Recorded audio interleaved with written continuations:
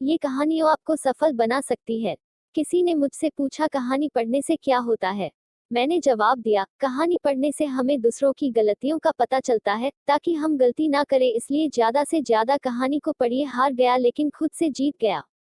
करते हैं। हरीश नाम का एक लड़का था, उसको दौड़ने का बहुत शौक था। वह कई मैराथन में हिस्सा ले चुका था, परंतु वह किसी भी रेस को पूरा नहीं करता था। एक दिन उसने ठान लिया कि चाहे कुछ भी हो जाए वह रेस पूरी जरूर करेगा। अब रेस शुरू हुई। हरीश ने भी दौड़ना शुरू किया। धीरे सारे धावक आगे निकल रहे थे, मगर अब हरीश थक गया था। वह रुक गया। फिर उसने खुद से बोला, अगर मैं दौड़ नहीं सकता तो कम से कम चल तो सकता हूँ। उसने ऐसा ही किया। वह धीरे चलने लगा, मगर वह आगे जरूर बढ़ रहा था। अब वह बहुत ज्यादा थक गया था और नीचे गिर पड़ा। उसने खुद को बोला कि वह कैसे भी करके आज दौड़ को पूरी जरूर करेगा। वह जिद करके वापस उठा, लड़खड़ाते हुए आगे बढ़ने लगा और अंत में वह रेस पूरी कर गया। माना कि वह रेस हार चुका था, लेकिन आज उसका विश्वास चरम पर था, क्योंकि आज से पहले रेस को कभी पूरा ही नहीं कर पाया था। वह जमीन पर पड़ा हुआ था, क्योंकि उसके पैरों की मांसपेशियों में बहुत खिंचाव हो चुका था। लेकिन आज वह बहुत खुश था, क्योंकि आज वह हार कर भी जीता था। दोस्तों, हम भी तो इस तरह की गलती करते हैं हमारी लाइफ में। कभी भी अगर कोई परेशानी होती है तो उस काम को नहीं करते और छोड़ देते हैं। और किसी दिन कोई परेशानी की वजह से आप पढ़ाई नहीं करते, मगर आपको भले ही 5 साल लगे फिर भी पढ़ना जरूर चाहिए।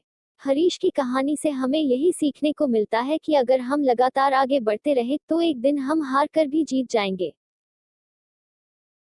काफी समय पहले की बात है। प्रतापगढ़ नाम का एक राज्य था। वहाँ का राजा बहुत अच्छा था, मगर राजा को एक सुख नहीं था। वह यह कि उसके कोई भी संतान नहीं थी, और वह चाहता था कि अब वह राज्य के अंदर किसी योग्य बच्चे को गोद ले, ताकि वह उसका उत्तराधिकारी बन सके और आगे की बागडोर को सुचारू रूप से चला सके। और इसी को देखते हुए राजा ने राज्य में घोषणा करवा दी कि सभी बच्चे राजमहल में एकत्रित हो जाए। ऐसा ही हुआ। राजा ने सभी बच्चों को पौधे लगाने के लिए भिन्न भिन्न प्रकार के बीज दिए और कहा कि अब हम 6 महीने बाद मिलेंगे और देखेंगे कि किसका पौधा सबसे अच्छा होगा। महीना बीत जाने के बाद भी एक बच्चा ऐसा था जिसके गमले में वह बीज अभी तक नहीं फूटा था, लेकिन वह रोज उसकी देखभाल करता था और रोज पौधे को पानी देता था।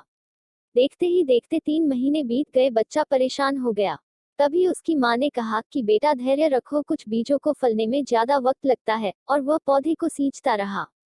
6 महीने हो गए। राजा के पास जाने का समय आ चुका था, लेकिन वह डरा हुआ था कि सभी बच्चों के गमलों में तो पौधे होंगे और उसका गमला खाली होगा। लेकिन वह बच्चा ईमानदार था और सारे बच्चे राजमहल में आ चुके थे।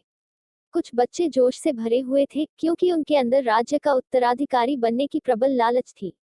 अब राजा ने आदेश दिया, सभी बच्चे अपने अपने गमले दिखाने लगे, मगर एक बच्चा शर्म से झुका हुआ था, क्योंकि उसका गमला खाली था। तभी राजा की नजर उस गमले पर गई। उसने पूछा, तुम्हारा गमला तो खाली है?